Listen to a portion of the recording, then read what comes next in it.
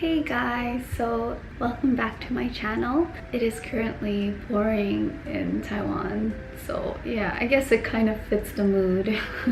But yeah, today I'll be talking to you guys about like the full tea, the full story on what happened from, well, actually YouTube was going really well for me from 2015 to 2016. And then from 2016, my mental health got really bad, and then things just started going downhill from there.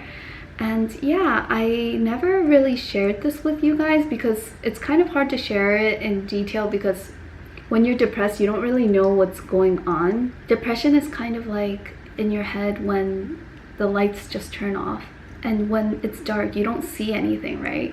And when you're out of the depression, then the light's on and you could see everything, like what was going on. And I'm at that point where the lights are on now and I could kind of see what was going on. So I wanted to take you guys through my journey with depression these past couple of years, and hopefully it could help some of you guys. I was back in Japan last week, and I was planning to vlog the entire time, but it turned out I didn't even have that much time to vlog or do anything. It felt like that week went by so quick, and I was so surprised at how many people are going through like depression and anxiety, and you could definitely say there's a mental health crisis going on at the moment. And yeah, so I thought it would be helpful to share my story. But okay, enough blabbing. We'll go right into it. So 2015, that was the year when I started YouTube, and that was the year when my mental health was on a high. Like, I was so happy. And backtracking, before I started YouTube, I was actually super depressed for most of my childhood and for the years before that, because I went through a lot of, my parents weren't really there for me growing up, I guess. They were really religious and very strict. We weren't allowed to speak our minds, because if we did, we'd get beaten. So that was kind of the upbringing that I grew up in. And because I was such a people pleaser, I always listened to what my parents said. And what my parents said, it kind of made me sad, because these are exact words from my dad. He said that God is a depressed spiritual being because human beings keep sinning. So yeah, that's why God is depressed. So we have to be sad and we have to try our best to please God. Like, that's the mindset that I was brought up in. And moving to Japan when I was 15 without knowing the language, that also didn't help with my self-esteem either. And yeah, so most of my life I was depressed. And when I was 19, I went through this really traumatic event. I won't go into detail because I don't want this video to be flagged or anything, but yeah, I went through a traumatic event. I think I did talk about it in a previous video, but yeah, something very traumatic happened to me when I was 19, and I was planning to take away my life because of it. And I thought, if I don't take my life away because of it, God will punish me and kill me anyway. So I thought I was gonna die either way. And there was a time between when I was 19 and 20. So this is, I think, 2014, maybe 2015. I was waiting to die. I was just depressed and I thought God hated me. But it turned out I was alive. And yeah, I started watching a lot of positive YouTube videos, especially Bub's beauty videos. And then I started to feel like I was worthy, and then that's when my YouTube and positive thinking journey started in 2015 and 2016. So for those 2 years, my YouTube channel was, well, my mental health was doing great, and I loved making videos and sharing all my like positive, you know, daily life with you guys. So 2015, I was studying abroad in Korea for a year. 2016, I took a gap year to pursue YouTube. And 2017, I came back to my university in Akita as a super senior to finish my education. And that's when everything went downhill. Because Akita Akita International University is such a small university, when I came back, because I made YouTube videos about the university too, a lot of the exchange students and a lot of my underclassmen, they knew who I was. And everywhere I went, I could feel that people were looking at me, and people would say like, hi, oh, by the way, I love your videos, thank you for creating content like that. And it was all really positive reinforcement. But I actually rewind back to high school in Japan. In high school in Japan, I developed a fear for underclassmen because in high school I was in the basketball team, and I'm not sure if you guys know about club activities in Japan, but it's kind of like going to the military. It's like very strict. You have a lot of responsibilities. You have to take care of your underclassmen. The underclassmen has to provide for the upperclassmen. Like, it's really strange. Yeah, and you have to practice. I think some weeks we would practice like 7 days a week. It's very strict, and even if you want to quit, you can't quit that easily. So yeah, it's like the military. And I didn't know that, because club activities like basketball in America, it wasn't like that at all. Like, I enjoyed it. It was only for 3 months, and then you like go move on to the next sport. So I joined the basketball team without knowing all of this. And yeah, and during high school I developed anorexia and bulimia. And because I was anorexic and bulimic, of course my stamina is going to plummet. And when it did go down, the underclassmen would get really mad at me, and they would, okay, I'm gonna say it in Japanese because I don't know it in English, shitauchi. Like, every time they passed me, they would like shitauchi suru. And yeah, they were a lot bigger and a lot stronger than me, so their play was a lot better. But it was kind of like, it was difficult because since they're better, they should be leading the team, but because of Japanese like underclassmen and upperclassmen tradition kind of thing, like they weren't allowed to. So I was forced to have to like kind of be one of the upperclassmen group that had to pull the underclassmen, like lead the upperclassmen. But I wasn't underclassmen, but I was in no position to lead them. And yeah, they were really mad at me. And during a practice, I know it wasn't intentional, but there was a time when one of the big girls, and she's a very strong player, she broke both of my legs like 5 minutes apart from each other. She didn't break it, but she fractured both my legs, and I ended up not being able to play. And you know, my Japanese wasn't good, so that also made me feel insecure that I can't be a good senpai to them. So from high school, I always developed this thing where like I could never please my underclassmen. I'll never be good enough for them because, you know, my Japanese sucks, my health isn't that good, my basketball isn't that good. Like, I'm just not good enough for underclassmen. So I developed like a trauma from that experience. And when I came back as a super senior and seeing all these like underclassmen and new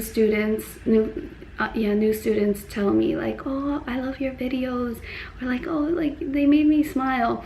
In my head, I didn't notice at the time, but that really scared me. I was like, oh, in my head I thought, oh, it's just a matter of time before they find out that I'm just a crappy senpai that can't speak fluent Japanese. And I was so afraid to let everyone down. And that's when my cycle of being afraid to let people down started again. And during 2017, my final year of university, 2017 to 2018, I just basically like stayed in my room for most of the time, and I was scared to meet underclassmen, which was like the whole school. And every time I did meet them, like I always tried to like toughen up, but I was tired of it because yeah, I was so scared to let people down. So I just spent most of my time in my room. I was like a really dark person at the time. But I was really looking forward to graduating, because when I graduated, I was like, oh, I could do what I love again. I could go back to being a YouTuber, and and just do what I love. But life isn't that simple. When I graduated and went back home, the feeling of never being enough, it kind of became a habit, and yeah, it stuck. So that was really scary, and I spent a lot of months just in bed. And the only way I could force myself out of bed was working part-time jobs. So I worked like many part-time jobs, tried to keep myself busy. And when I wasn't working, I spent my days just in bed, just on YouTube. Yeah, super depressed, feeling like I could never satisfy everyone in the world. And yeah, it was really dark. But I still wanted to pursue YouTube, so I forced myself to pursue YouTube. And in 2018 to 2019, that's when I flew to Indonesia. And I love Indonesia. I've always loved Indonesia, but that pressure never went away. But despite the pressure that I was feeling, I forced myself to make videos because that's what I went to Indonesia for, and that was my passion at one point. And my audience, I just happened to make a couple viral videos in Indonesia, and yeah, my YouTube grew really fast. I forgot who it was, but someone said if you ever become famous, it's just going to magnify what you were feeling before you were famous. So if you were depressed when you were famous and you become famous and rich and get everything, it just magnifies that. If you were happy and content with your life before you got rich and famous, then it magnifies that too. And although for me it wasn't on like such a massive scale, I definitely did experience that, because after I got like a bunch of followers, I felt like, oh my god, there's just this many more people to have to disappoint. And yeah, and then again in Indonesia, other than the times that I went out to make YouTube videos, I was in my room being a hermit, being scared to go out. And then that was 2018 to 2019. And then end of 2019, I went back to Japan to save a little bit of money so I could go to school in Indonesia to study the language. And during the 3 months I was back, that's when COVID exploded and my flight back to Jakarta was cancelled. So I was stuck in Japan from 2020 to recently 2023 because of COVID. During this time too, I was quite depressed. I don't know why people who are depressed do this, but I blame my parents for everything. Like, it's their fault that my mental health is bad, and it's their fault that I had to experience the upbringing that I did, and that's why I'm depressed. And I was just really mad, but I forced myself to make videos all the time. And there was a point, you know, my goodbye video, this one. The reason why I decided to make that video was I actually had a lot of footage that I wanted to edit. Like, there's so many footage from like Indonesia and even Japan that I still haven't uploaded yet. And I was in the middle of editing a really fun video actually. But every time I touched my computer to edit, like, I just felt so much pressure. Like everyone's gonna hate me and this will never be enough. Like, I won't be able to edit this perfectly. And I just felt so much pressure. But I knew I had to be a YouTuber because that was like my dream at one point, and I can't just give up. So I was forcing myself, and then while I was editing that video, I started to feel blank. So I decided to go for a walk. And during that walk, I was just crying, just walking in the streets, looking at the tall buildings. And I thought, you know, if I just jumped, this pain will go away. Yeah. And that's when I realized, like, wait, if I want to kill myself over this, then I really should like consider taking a break. And then that's when I filmed that video, the goodbye video. And during the 2 years of not being off of YouTube, 1 or 2 years of being off of YouTube, I went to therapy. In Japan, I went to see a psychologist, and what made me see a psychologist was because every day, like going to work and going back, everything was just really dark. And in Japan, a lot of people commit suicide by jumping off train tracks. You see news like this almost every day. Like, it's no exaggeration. Like, someone commits suicide every day in Japan, so the trains are delayed. And there was a point where I started to get really mad and jealous of the people who are jumping off, because I thought like their pain is gone. Like, they won't have to experience pain anymore, but I'm still alive. And yeah, this is so unfair. Like, I want to jump too. I want this pain to end too. And that's when I decided to see a psychologist.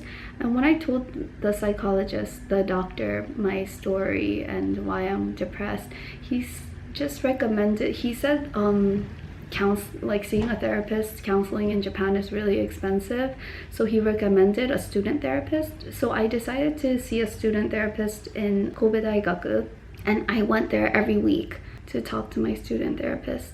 I went for about a year. Every time I went to see a therapist in the past, it didn't work out well because my mindset was they have to give me advice and they have to fix this.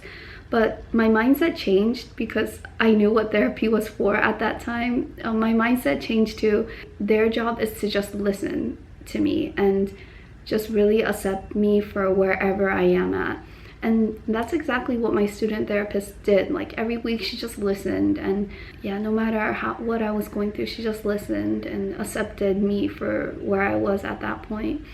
And I remember my first couple sessions, I was so ashamed of myself that I got myself into that position that like I just cried like when I went there. It was 50-minute sessions every week.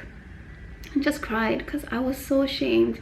Like I was this YouTuber that was promoting positivity, and here I am being depressed, seeing a therapist. I was so ashamed of myself, and I felt like I was lying to you guys every time I made like a positive video, because in reality I was so depressed.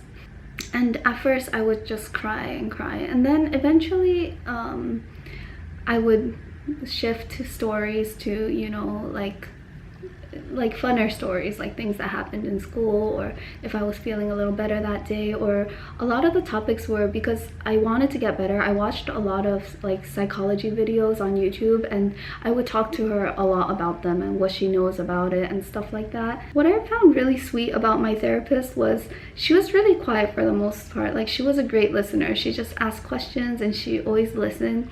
But the times that I did see emotion was from her was like, for example, when I told her like months after, I was like, oh, it was a small video, but I uploaded a video of me singing today. She would like, her face would light up, and she would like be like, oh Steph, I'm so happy for you. Like those are the times when I actually saw some emotion from her. And yeah, it was really sweet. Like, and one time I missed a session with her, and yeah, and she called me, and she, like, even though she's busy being like a, you know, grad student, she would call me and she'd be like, oh, by the way, since you, like, I thought the conversation was just gonna be like her saying like, oh, let's meet again next week. But she would call me and she'd be like, oh, like, are you okay? Like, do you have anything you want to talk about? Yeah, and she'd like really be concerned over the phone. Yeah, and yeah, it was really nice having someone that like just listened to me, and she was such a great therapist. But eventually this year in March she graduated, so that was my last session with her. But yeah, having a therapist like that was super healing. Like just knowing that someone's going to accept me and hear my story where I am is like, oh gosh, I'm getting emotional. Not a lot of people could do that for you, and it's difficult because, you know, we have our own ideas of how people are supposed to live lives, so it's difficult not to, you know, judge people or not to give advice to people and just accept them for where they are. But she did exactly just that, and it was the first time I ever experienced that. So yeah, I'm really thankful for having a therapist like that. And yeah, and I ended up coming to Taiwan in May, and until May I was quite depressed as well because I was in a relationship, and he was a really loving guy, but we had different goals in life. I wanted to go abroad and see the world. He wanted me to be like in Japan and just be like a wife and to his kids, which is actually something I also want to do because I do want to be a mom. But yeah, it just, the timing wasn't right, and I felt really depressed because I felt like I had to give up my, you know, dreams of wanting to go abroad. But then once I did come to Taiwan, and once that relationship ended, I felt really free. Yeah, now I'm at the point in my life where I try to do what my therapist did for me that entire year of seeing her, which is just accepting myself for where I am, wherever I am in life, And yeah, that's why my mental health is a lot better, because I'm a lot easier on myself. And also because my hours aren't that crazy in Taiwan, I have a lot of time to rest. And yeah, just, you know, yeah, sleep is important. So yeah, that's kind of my mental health journey. So it's actually really recent that I got better. It was when I moved to Taiwan. But yeah, that's kind of all the tea that you guys missed out on the past couple years. This video ended up being quite long, but I hope you guys enjoyed it. I know a lot of you guys are struggling with mental health. It's crazy like how many people are struggling. Yeah, so yeah, take it easy, guys, and I hope my story helped in any way. I am better, but I do have my depressed days, so I know this isn't like a super positive video, but I hope videos like this are also helpful for you guys. And yeah, thanks for tuning in, and I'll see you guys in a future video.